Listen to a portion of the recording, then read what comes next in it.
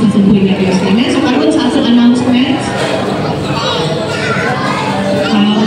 Naatay OC every Monday sa Digos. 7 p.m. Akong giawhag ang mga taga-Digos no, ato ni padayunon. Dili ta magsugod na daghan. Tapos sa pinaka-years, magagamay. Dapat mas magdadaghan pa kita. Santa Cruz OC every Tuesday at 6:30 p.m. sa Mantalaga Resort. Kung ako na ganang i-declare na resort na gina sa Coron. Amen. Every 6:30, pinapalagtako sa itong mga isuunan dito sa Santa Cruz. Kaya kinahanglan magpadayon ta sa pagdinasigay. Amen. And every Thursdays and Fridays na atay chain prayer. So sa mga wala ka balot sa chain prayer for the whole 24 hours of Thursday, 24 hours of Friday, every hour na ay nag-pray. Kadina siya ba? Nagasumpay-sumpay siya. So kung gusto ta, kung gihingap ka sa Ginoo, participate mo apil ani ka mapag-ampo, gusto nila ka kay Pastora or kay Sister Marian, na gusto ka mag-join sa chain prayer. Gusto nila ka sa schedule na Pastora, kanang mapil mo sa chain prayer, isa ka oras, isa po sa Biyernes, alas 10 sa gabi. Na for 1 hour, mag-pray ka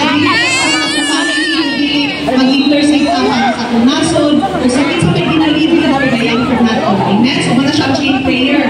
And then, ang evangelism po ito, evangelism 2:30, mag-abot sa Lote. Karong hapon na isuon, 2:30, mag-abot na sa Sibulig, sa Lote, and mata evangelism karong hapon. Amen? So, isa po kita mag-bless. No, makita rin sa itong ginabuhi natin kay himuan. Lagi resulta dapat na makita sa matagusakan natin. Amen? So, every Sunday, ano tayo paningbangon, 9 a.m. ang sugo sa service, pero ako inauhag ang matagusakan. Start na, manitag mga 8:30, ay sugod na ang prayer. Amen?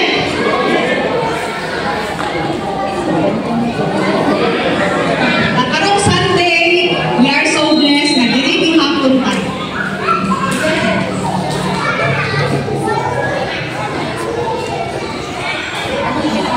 Praise God, no? So, grabe din tayo si Lord.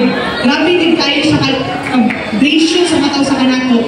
Kung kinsa ang walay Bible, ipalisa lang ang name din kay mag-distribute ng Bible. Amen! Grabe!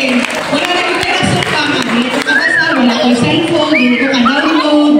Kinsa yung walay Bible, magpalisa ka karon, kay tagaan ka Bible. I-provide na din ni Lord, wala rin tayo ipias. No, para tayo isa, hindi ko kabasa, anak. Pero maski nagwala ganit kay dala-dala, di yan makaipyas, pinaadyo pa nagtako, no, makapaminaw kita sa pulong. Amen? So, mihangyo ang matagos sa kakanindot, alam sa closing prayer.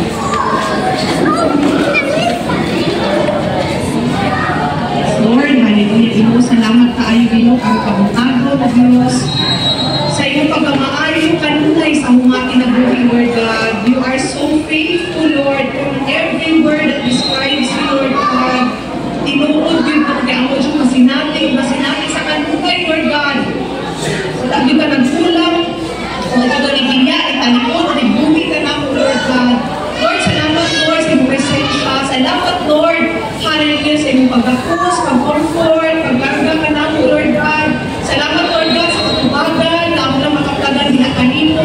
Salamat, Lord God, labi na sa mensahe, pagpabutago, Lord God, sa iyong grasya, Lord. Takpo kayo. At kayo ang word na grasya, usapkan lang din ako, Lord God.